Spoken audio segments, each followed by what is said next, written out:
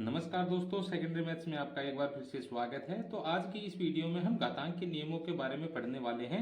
लगभग सभी एग्जाम में इन नियमों पर आधारित प्रश्न पूछे जाते हैं, तो ये नियम अगर हमें याद हो तो प्रश्न को आसानी से हल किया जा सकता है। तो चलिए शुरू करते हैं पहले नियम से। यानी ये पहला नियम है कि a की घात 1 और बराबर में क्या है a। यानी यहाँ पे जो a दे रखा है ये तो है आधार, जिसको हम क्या बोलते हैं, बेस बोलते हैं। और ऊपर जो संख्या लिखी हुई है ये एक, और ये क्या होती है, घात होती है, यानी एक्सपोनेंट। इसको इंग्लिश में क्या बोलते हैं, एक्सपोनेंट बोलते हैं। तो यहाँ पर इसका मतलब यही है कि a की घात 1 का मान कितना होगा, a होगा। यहाँ पर अगर हम एग्जाम्पल से समझें कि 5 है, इसकी घात अगर 1 हो तो इसका मान कितना आएगा, 5 आएगा।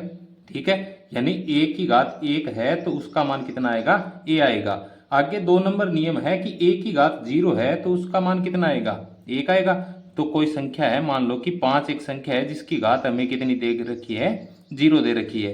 कोई भी संख्या हो जिसकी घात अगर 0 हो तो वहां पर उसका मान कितना हो जाएगा, 1 हो जाएगा।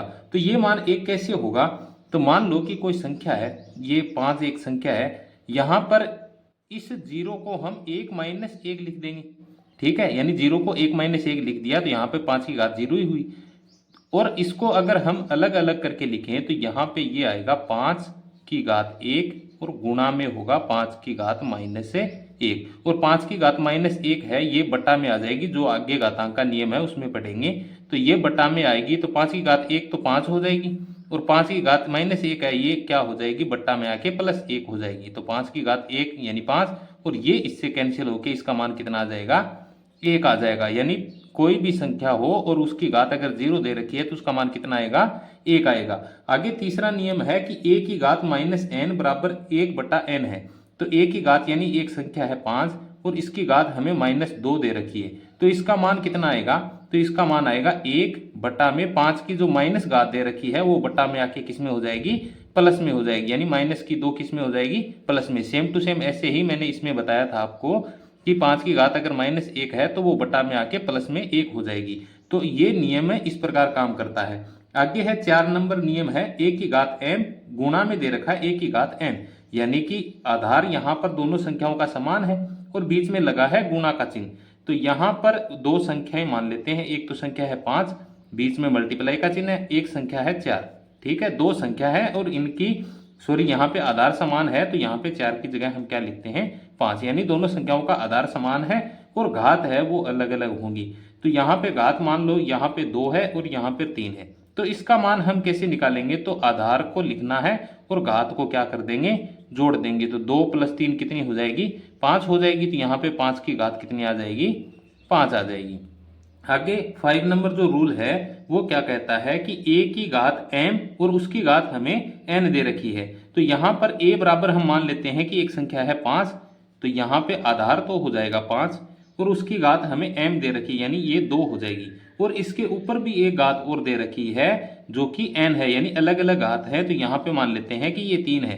तो ये दोनों घात क्या हो जाएंगी, m और n का क्या हो जाएगा, गुणा हो जाएगा। तो इसके बराबर में हम क्या लिखेंगे, 5, और इन दोनों का हम गुणा कर देंगे तो 2 × 3 कितने हो जाएंगे, 6 हो जाएंगे। यानी इस संख्या का मान किस में चेंज हो जाएगा, इस संख्या में चेंज हो जाएगा।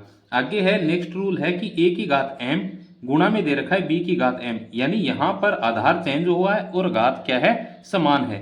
तो यहाँ पर 5 और 4 दो आधार मान लेते हैं, बीच में गुणा का चिन्ह लगाते हैं और संख्या जो घात में है वो समान रहेगी। तो यहाँ पे भी 2 लिखेंगे और यहाँ पर भी 2 लिखेंगे। यानी घात अगर समान हो और आधार चेंज हो जाए तो क्या करेंगे, दोनों संख्याओं का हम गुणा कर देंगे जो आधार में दे रखी हैं। तो यहाँ पे 5 गुणा में क्या लिखेंगे, 4 लिखेंगे, और जो घात ऊपर दे रखी है वो सेम टू सेम लिख देंगे। तो यहाँ पे कितना आएगा, 5 × 4 कितने हो जाएंगे, 20, और ऊपर संख्या जो घात में लगी है वो लिख देंगे। यानी 20 की घात कितनी आ जाएगी, 2 आ जाएगी। नेक्स्ट रूल है कि a की घात m भाग है b की घात m। यानी यहाँ पर हमें दोनों संख्याओं में आधार जो दे रखा है वो अलग अलग दे रखा है और घात है वो क्या है, समान है।